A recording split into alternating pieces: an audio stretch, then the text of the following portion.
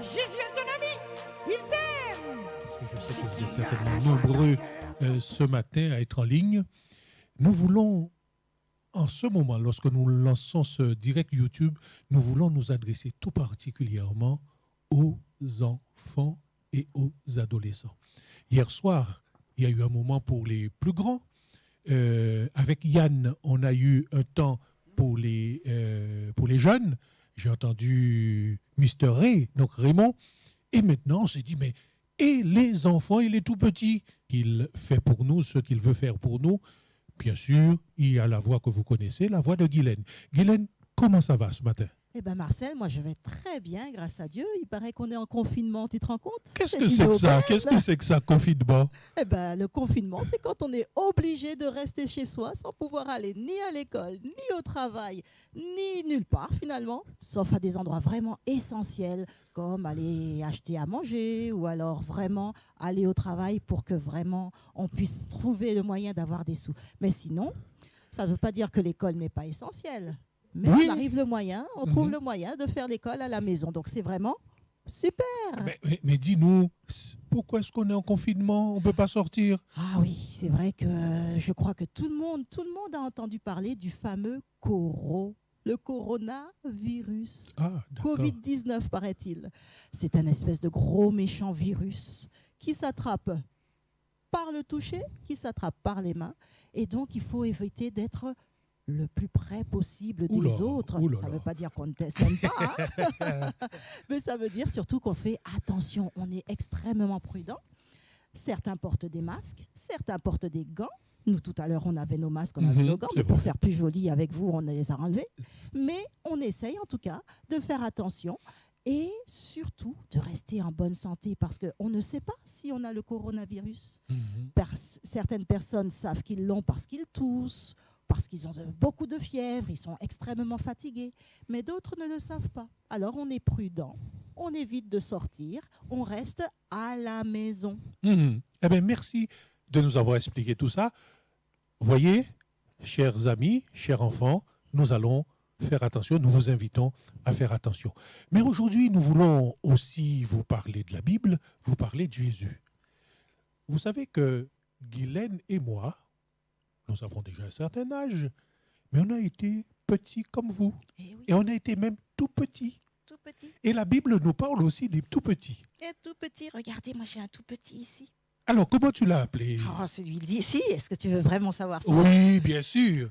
Quand je l'ai vu, il m'a fait rire. Il est tout mignon. Alors je l'ai appelé Isaac. Est-ce que vous connaissez quelqu'un, vous, qui s'appelle aussi Isaac? Eh bien, oui, il y a quelqu'un qui s'appelle Isaac dans la Bible. Mais ce qui est curieux, alors, moi j'ai ma maman, et moi j'ai deux filles, donc ma maman est la grand-mère de mes deux filles. J'ai des neveux et nièces, ce sont aussi les petits-enfants de ma maman, et mes neveux et nièces, certains ont des enfants. Donc ma maman, elle est maman, bien sûr, elle est grand-mère, elle est aussi arrière-grand-mère. Waouh! Mais ce que j'ai appris dans la Bible, c'est que la maman d'Isaac avait l'âge de quelqu'un qui était arrière-grand-mère. Alors c'est curieux qu'elle ait eu un bébé. Ah oui, en général, il faut être un peu plus jeune pour avoir un bébé. avait l'âge d'être arrière-grand-mère. Eh oui, 60, combien? 90 ans, je crois. 90 ans, 80, tout ça? Waouh! Comment est-ce que ça a été possible? Eh bien, Dieu avait un plan. Dieu voulait qu'il y ait une famille qui parle de lui aux autres familles. Et Dieu a cherché, il s'est dit, mais à quelle famille je ferai appel? Et puis il s'est dit, pourquoi pas à Abraham et Sarah. Abraham avait déjà 100 ans et sa femme 90 ans. Et Dieu va accomplir un grand miracle. Tout le monde était surpris. Comment se fait-il que Sarah, à son âge, avait un bébé? Elle-même, elle était étonnée quand Dieu le lui a dit. Mais elle a Dieu, accepté. rien n'est À Dieu impossible. rien n'est possible. Dieu est capable de faire des choses extraordinaires.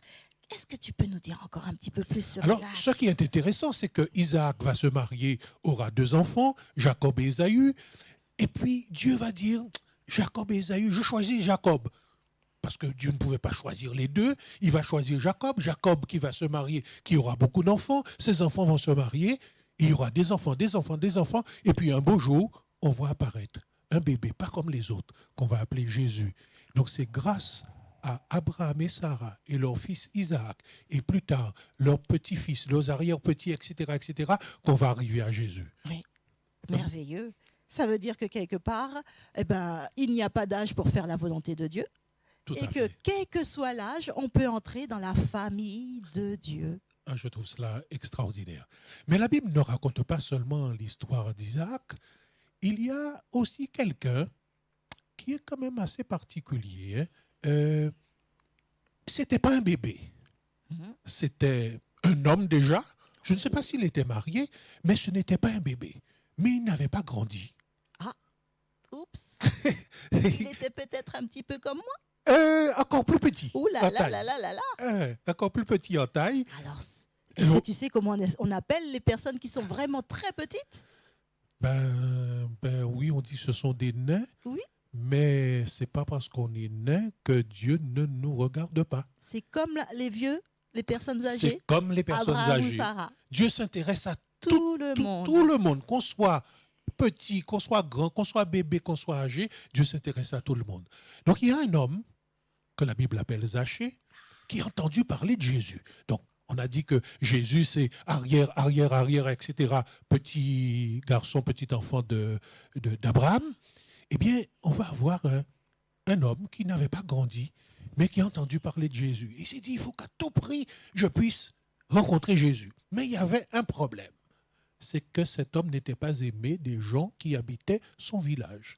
Est-ce que tu sais pourquoi cet homme n'était pas aimé? Moi, je sais pour toi. Pourquoi? Et toi, est-ce que tu sais pourquoi? Non. Il était un voleur. Oh, c'est pas vrai, ça. Eh oui, il trouvait le moyen d'utiliser la loi. Donc, il a travaillé pour l'État, mais l'État n'était pas aimé. C'était l'État des Romains. Et les Romains, c'était les envahisseurs, les gens qui prenaient tous les droits et qui vous enlevaient tous vos droits à vous. Et alors, Zachée, il travaillait pour ces gens-là pour prendre leur argent, pour payer des routes, soi-disant, pour payer des choses, mais en même temps, il profitait pour en mettre Les poches. dans sa poche à lui, plus que nécessaire, pour pouvoir s'enrichir. C'était un voleur. Donc les gens ne l'aimaient pas. Eh ben non. Est-ce que tu l'aimerais, toi? Mais nous allons découvrir comment Jésus va regarder cet homme. Donc cet homme qui était petit va courir devant la foule et grimper dans un arbre. Mais il est nain. Mais moi, oui, c'est un nain. Comme il n'aurait pas pu voir Jésus à cause de la foule, donc il va monter dans l'arbre pour être plus haut que les autres. Il était un nain intelligent. Oui, c'est un nain intelligent. Et tu sais qu'il est.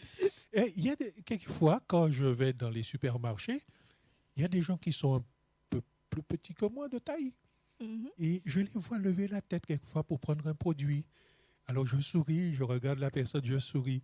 Et la personne me dit, monsieur, est-ce que vous pouvez m'aider à rattraper ce pot de petits pois? Et je rends service Voilà. parce que la personne est de petite taille. Voilà. Hein. Il faut de tout dans le monde, Ah. des grands et des petits. Mais quand Jésus arrive près de l'arbre, ou sous l'arbre où était Zachée, il lève la tête et lui dit, Zachée, descends, car j'aimerais venir chez toi aujourd'hui. Waouh! Jésus. Waouh! Chez le voleur? Eh bien oui, eh bien, les gens ont réagi de la même manière en disant, comment Jésus va chez un voleur? Oh! Et Jésus est allé chez lui. Parce que Jésus accepte. Tout le monde. Alors, ça ne veut pas dire qu'il aime quand on vole, mais quand on vole, il vient nous parler et pour nous dire, tu sais, tu peux changer. Certainement pas. Voilà. Ouais, tu peux changer. En fait, ce qu'il nous dit, c'est qu'on peut changer. Aïe. On peut et on doit. Avec lui, c'est possible. C'est possible. Parce c'est que possible. justement, il y a des choses qu'on fait qui ne sont pas intéressantes. Oui. Et lui, il nous dit, tu peux faire mieux que ce Tout à que fait. tu fais maintenant. Ah, moi, j'aime Jésus pour cela. Waouh! Il me donne toujours une seconde chance pour me dire, tu peux mieux faire. Et non seulement que je peux mieux faire, que les enfants qui sont là peuvent mieux faire, mais il nous aide à mieux faire. Exactement. Il ne nous laisse pas tout seuls. Oui. Ah, Oui, parce que Jésus, quelque part, il aurait pu dire, Zachée, tu sais, tu es dans l'arbre, vas-y, viens, descends, je vais discuter avec toi. Ce que tu fais n'est pas bien. Et puis, il aurait pu lui faire la leçon. et oui, lui tirer les oreilles. Exactement, en lui disant, mais tu peux faire mieux, tu peux changer. Parfois, nous, c'est comme ça qu'on fait, nous autres les humains. Ouais. Mais lui, il a été chez lui, dans sa maison, Ouais. pour créer un lien. Aïe, aïe, aïe. Ça, Et c'est ce magnifique. lien qui va faire la stimulation, qui va donner envie à Zachée de Et Zachée va changer. dire à Jésus, eh bien, je suis prêt à remettre l'argent que j'ai volé. Ce que j'ai aimé dans cette histoire, c'est qu'il dit qu'il veut aussi aider les pauvres. Alors, j'ai pensé à ce que nous vivons aujourd'hui, Mais oui, parce que dans le confinement, il y a des gens qui n'ont rien. Et exactement. si Zachée vivait à notre époque, Zachée aurait dit, eh bien, je donne de l'argent pour que ceux qui n'ont rien, les pauvres, les SDF, ceux qui sont dans la rue, aient de quoi manger et qu'ils ne meurent pas. Ah, Exactement. j'ai pensé à ça. J'ai dit, est-ce qu'on peut trouver parmi nous des Zachées, des gens qui ont un peu plus d'argent que les autres et qui sont prêts à donner un peu ou donner beaucoup Voilà. pour que ceux qui n'ont rien puissent manger pendant cette période. J'espère en tout cas. J'espère.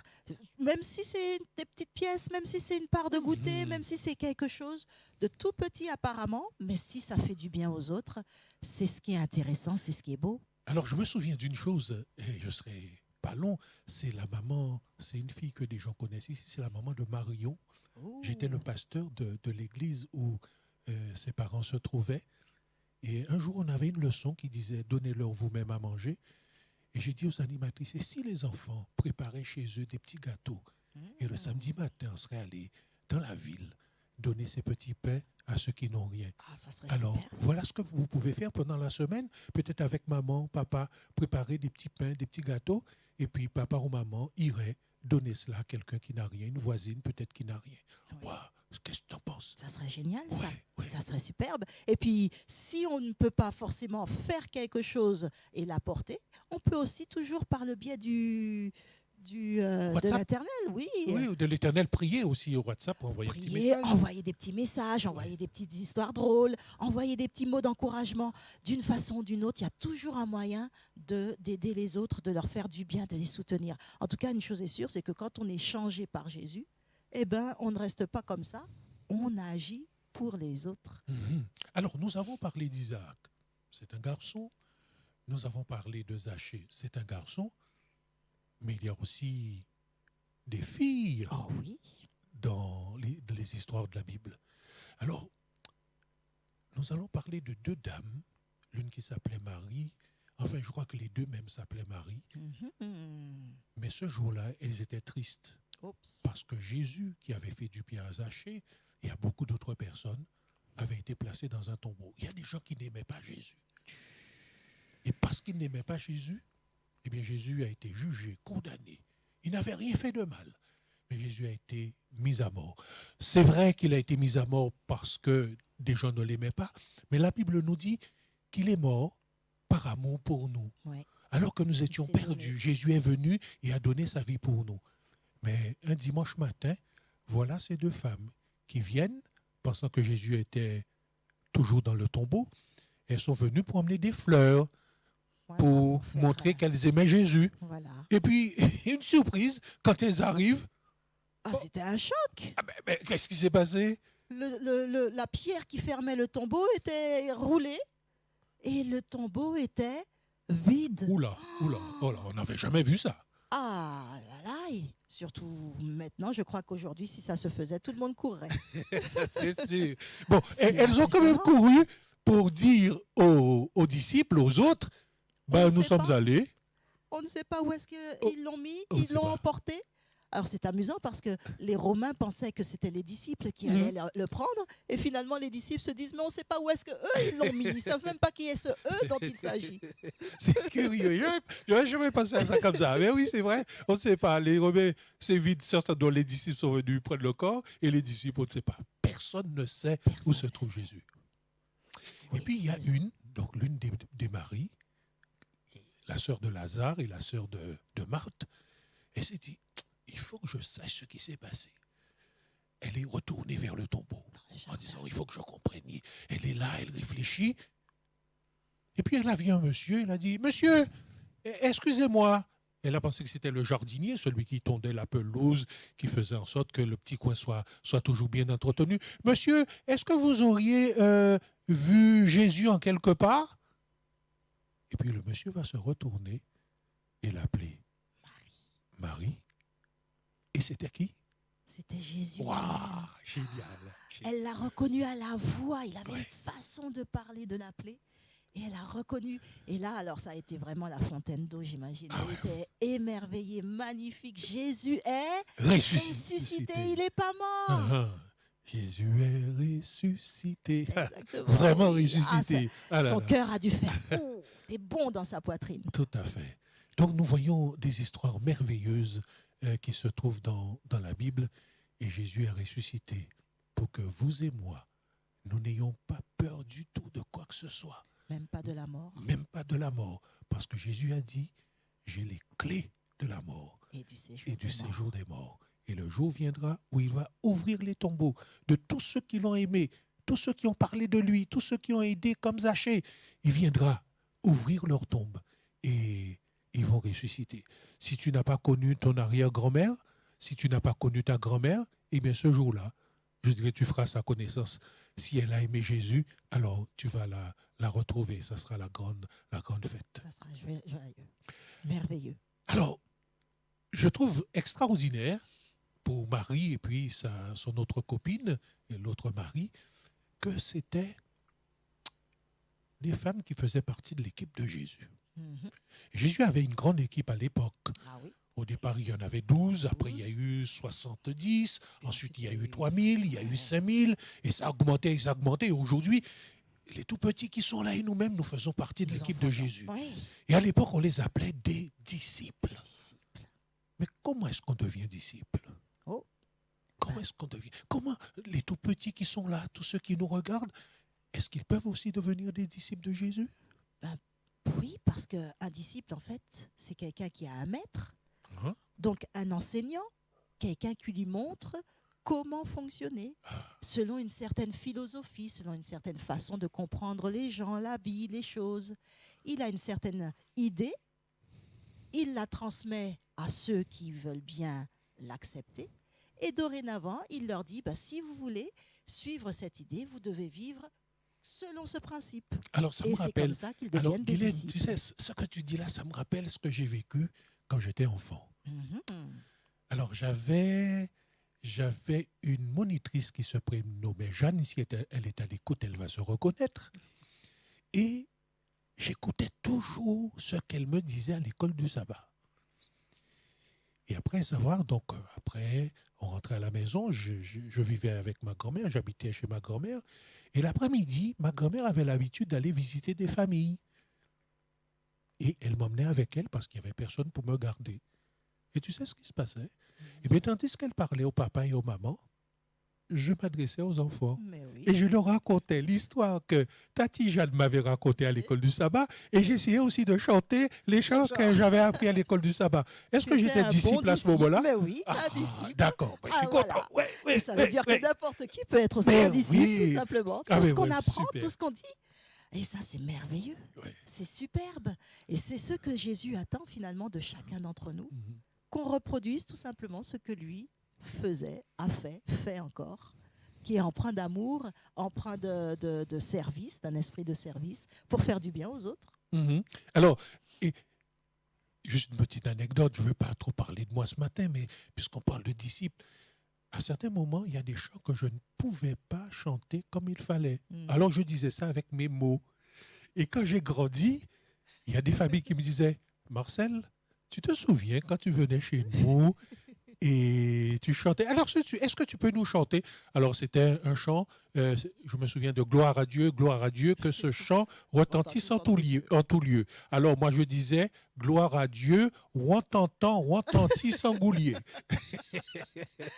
Mais c'est ce que j'entendais, c'est ce que je disais. Mais j'étais disciple. Voilà. J'étais Tu disciple. reproduisais ce que tu entendais. Tout C'est à pas fait. important de bien entendre. alors. Oui, tout à fait, tout à fait. Quand on grandit, Quand on comprend. les choses changent, on parle différemment. Mais c'est juste pour dire à nos tout petits qui sont là, à nos jeunes, quel que soit votre âge, vous pouvez être dans la classe des berceaux, dans la classe des jardins, dans la classe des primaires, dans la classe des préados, quel que soit où vous vous trouvez, dans la classe où vous vous trouvez, quel que soit votre âge, vous pouvez aussi être disciple de Jésus. Nul enfant n'est trop petit. Pour la route étroite, quand le Seigneur l'y conduit, marchant à sa droite. Nous allons terminer ce moment pour nous adresser un petit peu aux plus grands.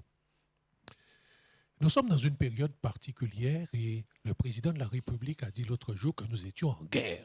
Moi, j'ai apporté mon... Oula. C'est sérieux, ça. Attention. Ah oui. Que nous étions en guerre. Tiens, là. Et la Bible nous parle d'un roi qui était le président de l'époque, le président d'Israël. Il a Judas. entendu, il a eu la nouvelle que les Ammonites, les Moabites, ceux qui habitaient la montagne de Séhir, marchaient contre lui, contre son pays, pour tout raser, pour faire du tort. Il y a toujours des gens qui ont envie de vous voir vous attaquer, mais c'est extraordinaire ça. Alors, il a peur, il se dit, mais qu'est-ce que je vais faire? Ce que j'ai trouvé extraordinaire dans le comportement de cet homme, de ce roi, de ce président, il n'a pas dit, comptez combien de soldats qu'il y a, est-ce qu'on pourra aller combattre? Il s'est tourné vers Dieu et il a commencé à prier. Mais c'est un peu bizarre. Il y a des gens qui veulent te faire du mal.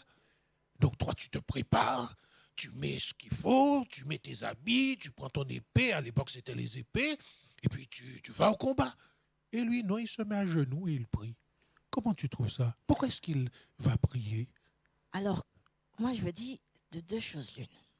C'est soit il a vraiment très peur et il a complètement l'esprit. Vous savez, quand on a très peur, l'esprit ne fonctionne plus très bien et il oublie de faire la stratégie. Soit au contraire, il a une telle confiance en Dieu qu'il se dit, je n'ai même pas besoin de compter sur mes propres forces, je compte directement sur Dieu. Et il y a une phrase qu'il a prononcée qui est extraordinaire. Il a dit, mon Dieu, nos yeux sont sur toi.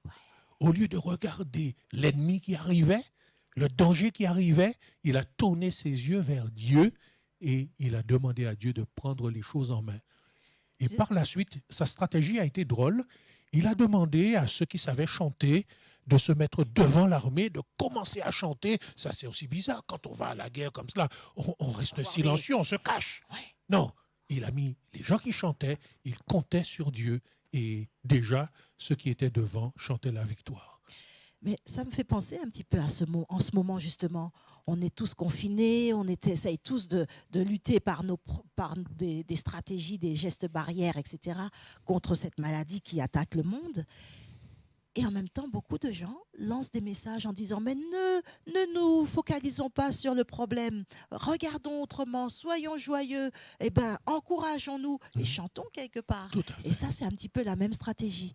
Quand on regarde, on a les yeux fixés sur Jésus, c'est une façon de se dire « Je ne vais pas me broyer l'esprit, voir uniquement ce qui ne va pas. Je vais au contraire commencer à voir et à être optimiste, à avoir de l'espérance. » Tout à fait. Et ça, c'est extraordinaire. Merci pour ce message, Guylaine. Et vous, jeunes, vous qui êtes au lycée et qui vous préparez peut-être pour le bac, n'ayez pas peur. Peut-être vous êtes angoissé par rapport à tout cela. Ouais. Mettez cela entre les mains du Seigneur. Que vos yeux se tournent vers Jésus et il vous donnera la solution.